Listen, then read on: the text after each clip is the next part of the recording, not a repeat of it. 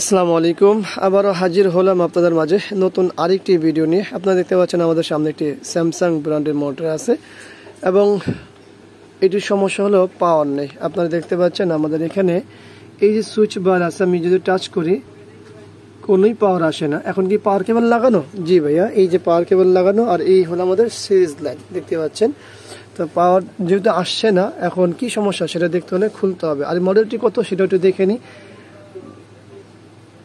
B1930 এই মডেলের অনেক ভিডিও দিয়েছি, আজকে আপনাদের জন্য আরেকটি ভিডিও নিয়ে আসতেছি। তো সঙ্গে থাকুন, দেখতে থাকুন ফুল ভিডিওটি। ফুল ভিডিও না দেখলে কিন্তু আপনারা সমস্যা সম্পর্কে জানতে পারবেন না, কি সমস্যা হয় সাধারণত আর কিভাবে সমাধান করা হয়। তো সঙ্গে থাকুন, ব্যাকপার্টটি খুলি এরপরে দেখি। আর ব্যাকপার্ট খোলার আগে দেখে নিই একটি কি আছে, শুধু ভিজিয়ে। এই মোটরের কিন্তু HDMI DVI কোনো কিছুই থাকে না। আর এই যে পাওয়ার পোর্ট ইন, এটি কিন্তু মূলত একটা LCD প্যানেল, LED প্যানেল না কিন্তু। হ্যাঁ, তো আমরা ব্যাকপার্ট খুলি দেখি। আমাদের স্ক্রুগুলো খোলা হয়েছে, এই হলো ব্যাকপার্টটি খোলা। ভিতরে কি অবস্থা সেটা তো আমরা দেখতে পাচ্ছি। এটা হলো আমাদের TFT লাইটের কানেকশন, এটা হলো আমাদের LVDS কেবল কানেকশন। সব খুলে নিতে হবে আসলে, কারণ কাজ করতে হলে যেহেতু পাওয়ার নেই সব কিছুই খুলে নিতে হবে। এটা হলো আমাদের টাচ বারের কানেকশন। আর এই হলো আমাদের মূলত panel, circuit board.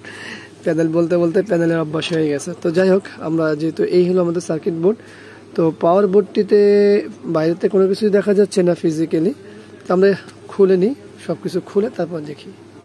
Circuit board খোলা হয়েছে, আমরা অপটিক কাপলারটি দেখতে পাচ্ছি এখানে। এই দেখুন, অলরেডি সমস্যা কিন্তু আমরা পেয়েছি। এই যে PFটি কিন্তু উড়ে গেছে এখান থেকে। আর এই PF উড়ে গেলে সাধারণত PF উড়ে যেমন বাস্ট হয় আর কি। আর এখানে অপটিক কাপলারের তো অবস্থা ভালো না, ময়লা আবর্জনা আছে।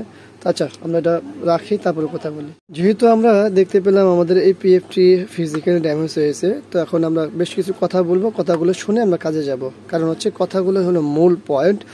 তো এই PF কেন শর্ট হয়, এর অনেক কারণ থাকে। কারণের মধ্যে এই PF শর্ট হলে কি করণীয়। এখন এই PFটা শর্ট হলে সাধারণত আমাদের এই যে FSGM আছে না 300, FSGM 300, দেখুন, এই দেখুন নাম্বার FSGM 300N। হ্যাঁ, তো এই আইসিটি হলো মূলত আমাদের পাওয়ারের যে মূল আইসি। হ্যাঁ, এইটা তো এই PF শর্ট হলে সাধারণত এই আইসিটিও খারাপ হয়। তো এই আইসি খারাপ হলে আবার অনেক ক্ষেত্রে আমাদের এই যে ডায়োডগুলো আছে না, এখানে দুইটা ডায়োড আছে, এখানে একটা ডায়োড আছে, এই দুইটা ডায়োডের যে কোনো একটা ডায়োড খারাপ হয়। আর এখানে যেহেতু আমরা ফিজিক্যালি দেখতে পাচ্ছি অপটিক কাপলারটিও অবস্থা বেশি একটা ভালো না, তবে এটা চালানো যাবে, কিন্তু এটা চেঞ্জ করে দেওয়া আমার জন্য উত্তম, আমি মনে করি ভালো হবে। আর দ্বিতীয়ত হচ্ছে, এখন দেখবেন যে আমাদের এই যে ফিউজ আছে না, ফিউজটিও কাটা আছে।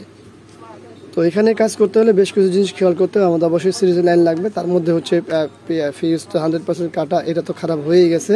এখন আমাদের FSGM খারাপ আছে কিনা সেটা হলে এটা পরিবর্তন করার পরে বোঝা যাবে। এর পাশাপাশি ডায়োডগুলো খারাপ আছে কিনা সেগুলো মিটারটা নিতে হবে।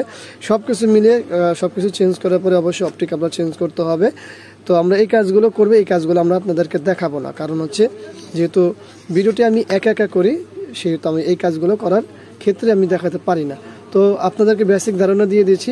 আমরা এখন কি করব সেটা আপনাদের সঙ্গে থাকবেন। এই PFটা আগে চেঞ্জ করব, এরপরে আমরা অপটিক কাপলারটি চেঞ্জ করব, সাথে সাথে আমরা ফিউজটি করে দিব।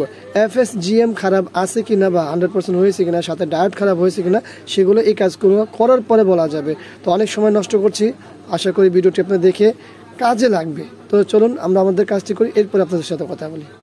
আমরা এখান থেকে FSGMটা পাল্টিয়েছি, পাশাপাশি অপটিক কাপলার চেঞ্জ করেছি। এখানে PFটা আমরা খুলে ফেলেছি, যা এখানে দেখতে পাচ্ছেন এই মুহূর্তে আমরা। আর এখানে ফিউজটি আমরা জাস্ট শর্ট করে দিয়েছি, ফিউজটি এখনও পাল্টাইনি, আমরা কাজ করব, দেখতে পাচ্ছেন এগুলো। তবে আমরা FSGMটা কিন্তু সর্বলাস্ট পাল্টিয়েছি, প্রথমেই পাল্টাইনি, কারণ প্রথমে আমাদের FSGM কিন্তু শর্ট দেখায়নি, কিন্তু লোডে আমাদের আউটপুট হচ্ছে না বিধায় আমরা FSGMটা পাল্টাইছি।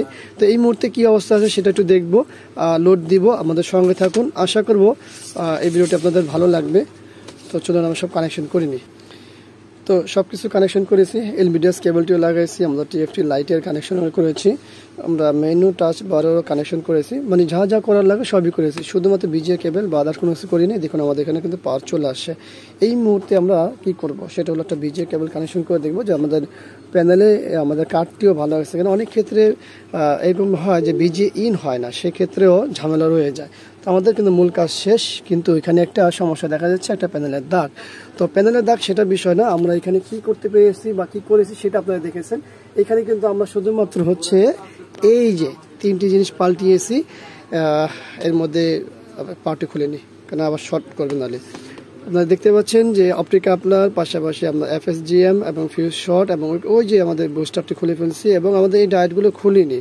তো অনেকেই এখন প্রশ্ন করতে পারেন যে আসলে এই ধরনের সমস্যা হলে আমরা কি করব। সর্বপ্রথমে আপনারা একটা ফিউজ করবেন এবং বুস্টারটা খুলে ফেলবেন বা PFটা খুলে ফেলবেন। এরপরে আপনারা পাওয়ার দিবেন, অবশ্যই সিরিজে, কখনোই ডাইরেক্ট পাওয়ার দিবেন না, কারণ অনেক সময় FSGM শর্ট হলে তখন কিন্তু বাস্ট হবে, ঠিক আছে। তো যাই হোক, আমাদের যে মূল কাজ শেষ, আপনারা দেখতে পেলেন আমরা কি করেছি। আশা করি আমাদের ছোটো ছোটো ভিডিওগুলো আপনাদের ভালো লাগবে। ভিডিও ভালো লাগলে লাইক, কমেন্ট, শেয়ার, অবশ্যই আমাদের এই চ্যানেলটি সাবস্ক্রাইব করবেন, পাশে থাকা বেল বাটন চাপ দিয়ে রাখবেন। আবারও দেখাবেন ইনশাআল্লাহ অন্য কোনো বিষয় নিয়ে। আজকের মতো এখানে বিদায়, আল্লাহ হাফেজ, আসসালামু আলাইকুম রহমতুল্লাহি ওয়া বারাকাতুহু।